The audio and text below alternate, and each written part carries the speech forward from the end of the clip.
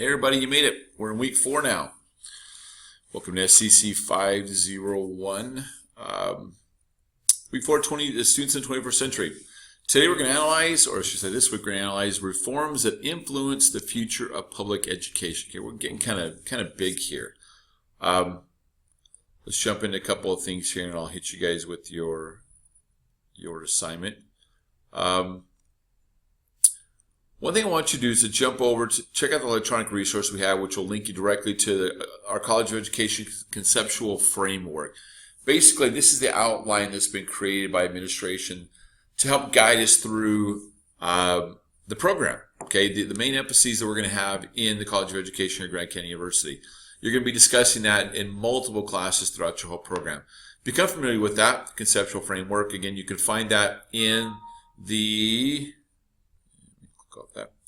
You can find that in the resources section in course materials.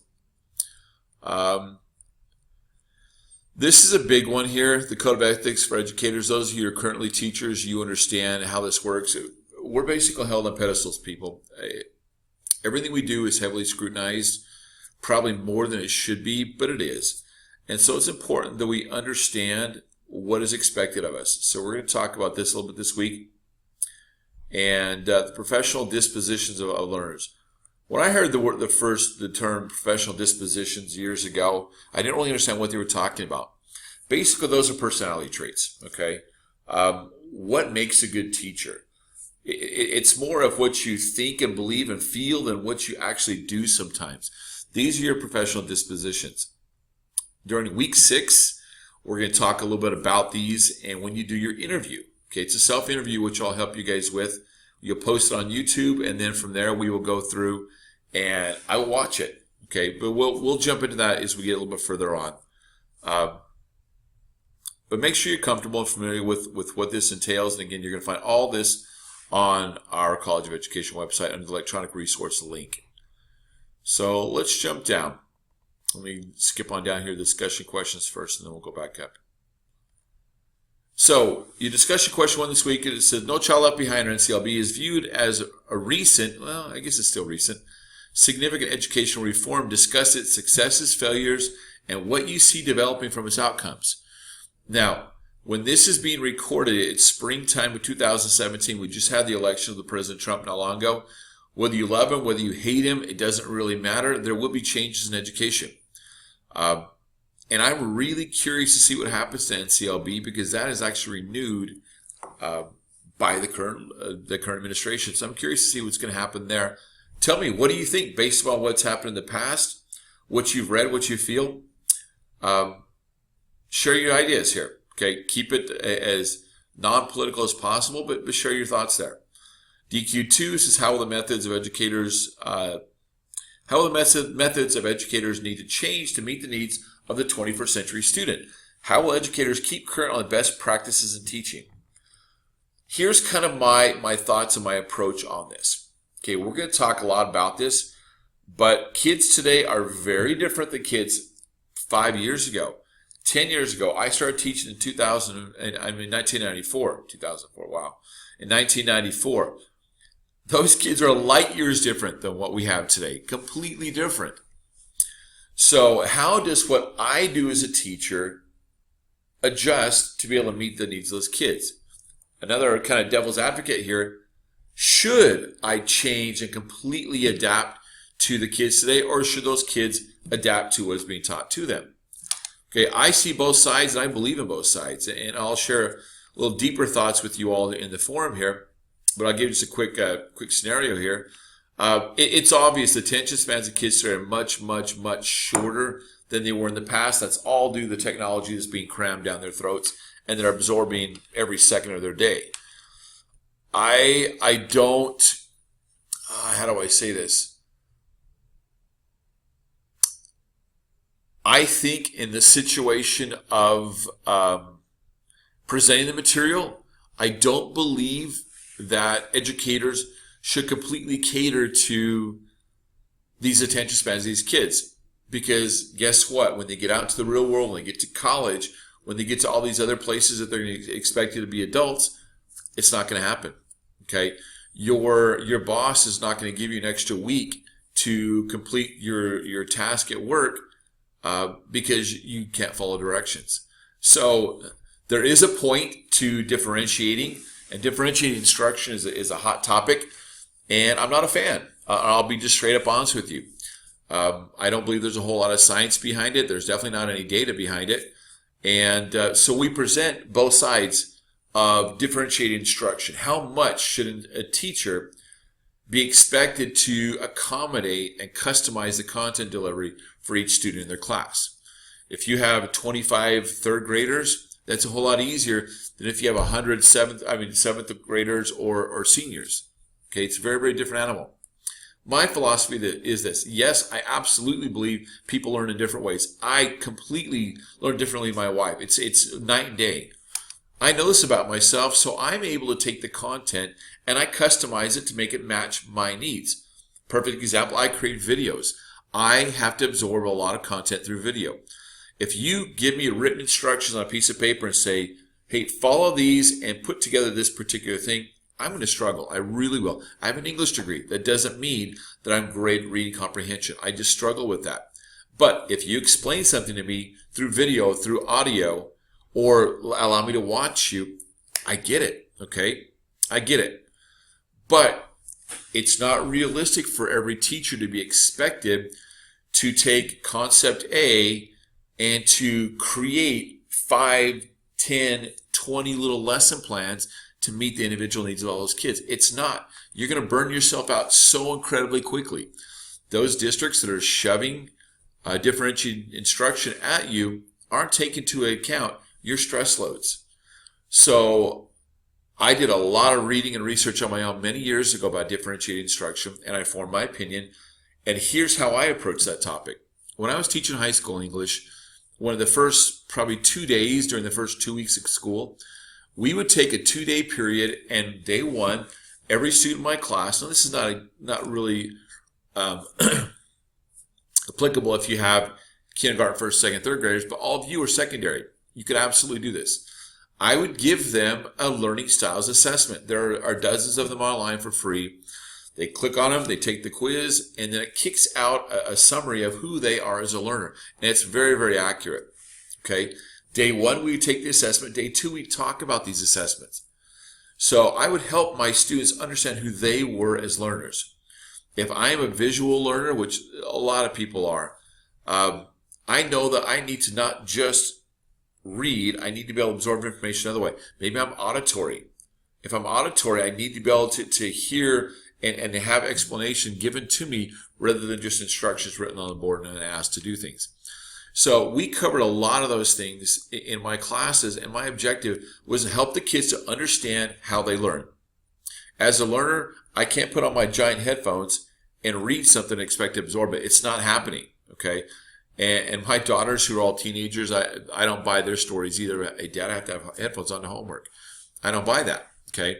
But I know for the way I learn, if I'm going to read something and I don't have a choice, I have to read it, it has to be completely dead silent. I cannot have any distractions at all. Okay, I know that. So therefore, I accommodate myself rather than expect my teacher to do it for me. Okay, that's kind of the different little paradigm shift there. I believe everyone has different learning styles. Absolutely. Absolutely. But I don't believe it should be expected for the teacher to do it every day, all day for every student. That's not realistic. You will not be a teacher very long if you try and do that. You will burn out and collapse in a pile of mush very, very quickly.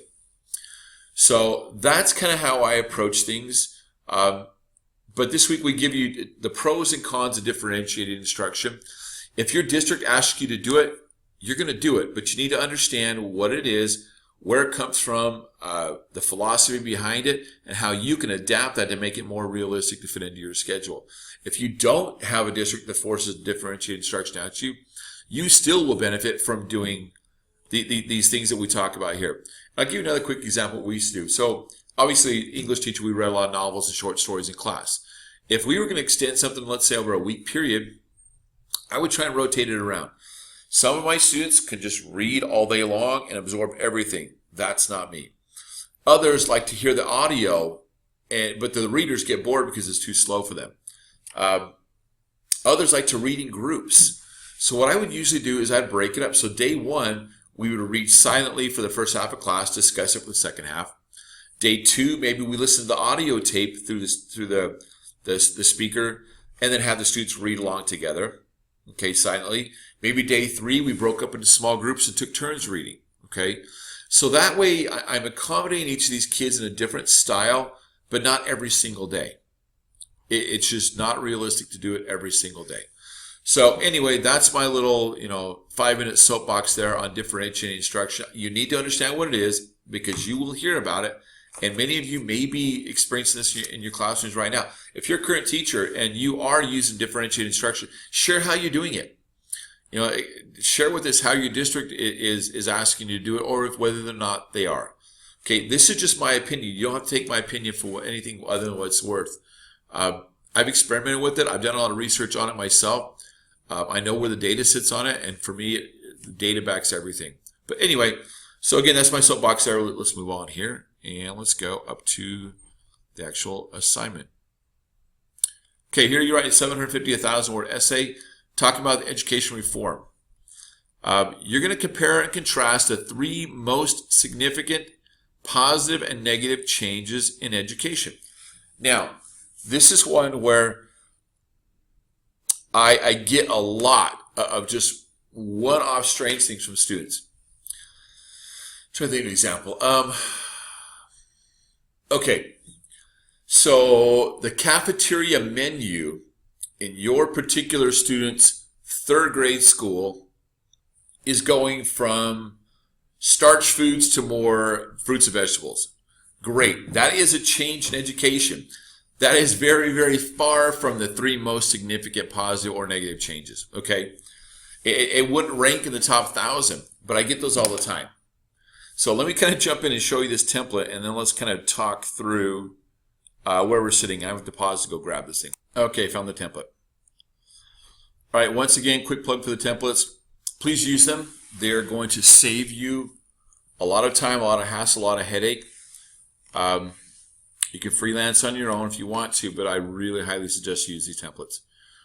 So again, you're going to delete all this boilerplate text I put down here. This is all just to guide you. This video right here is exactly what you're watching right now. So you can have it in multiple locations. Basic AP reminders, don't use any contractions. I know this is tough for a lot of people. I'm able to now kind of switch gears pretty quickly without even thinking about it, but I know it's tough at first. I'm a very casual person. When I write, I'm very casual. When I speak, I'm very casual. I had to learn my academic voice, and doing that's just part of it. Don't use first person, I, we, me, ours, etc. Everything should be in third person. Now, I'm not going to ding you on this. I just need you to be conscious of it. Unless it's an assignment that is reflective, okay, where I'm asking you to tell me about your philosophy. Well, I believe this, I believe that. That's a different story. But in general, your academic essay should be third person. References, we talked about that. This one, you need to have 3 to 5 references at the end of the page, or the end of the essay. Okay. So here, I did not include, I should have talked about that last time, the purpose statement. Purpose statements are very, very important when you're talking about academic essays at the graduate level. The last template in week 2, I provide you guys a link to the purpose statement. A page that basically explains it. A purpose statement is very deliberate. Now, when I was teaching English, we call it a thesis statement, which I call it here as well. I'm going to update that. I'll fix that. I'll add in the other template here in a second. But a purpose statement is very deliberate. So, for example, we're in baseball season right now. The Diamondbacks are doing really, really well for a change.